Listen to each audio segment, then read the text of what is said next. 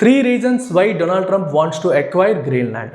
మొదటిది గ్రీన్లాండ్ యొక్క strategic location. ఇది నార్త్ అమెరికాకి అటు యూరోప్కి మధ్యలో ఉంది. దానిపైన అంతా కూడా మనకు ఆర్క్టిక్ ఓషన్ కనిపిస్తుంది.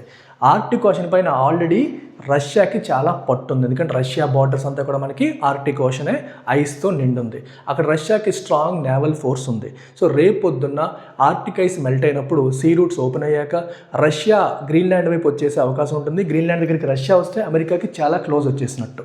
అలాంటి పరిస్థితికి ఎదుర్కొనే కెపాసిటీ రావాలి అంటే గ్రీన్లాండ్ తమ కంట్రోల్లో ఉండాలి అని చెప్పి అమెరికా అనుకుంటుంది. రెండవది, గ్రీన్లాండ్లో ఉన్న huge natural resources. Greenland ice కింద చాలా ఆయిల్, అలాగే natural gas, rare earth elements ఉన్నాయని చెప్పి అమెరికా భావిస్తుంది. As of now rare earth elements కోసం అమెరికా చైనా మీద డిపెండ్ అవుతుంది. ఆ డిపెండెన్సీ తగ్గాలంటే గ్రీన్లాండ్ తమ కంట్రోల్లో ఉండాలని చెప్పి యుఎస్ భావిస్తుంది.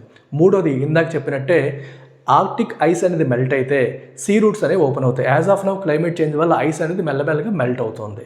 సో దీనివల్ల ఫ్యూచర్లో కంప్లీట్గా సీ రూట్స్ ఓపెన్ అయితే మనకి ఏషియా నుంచి యూరోప్కి, అలాగే యూరోప్ నుంచి నార్త్ అమెరికాకి ప్రయాణానికి కొత్త రూట్స్ ఓపెన్ అవుతాయి.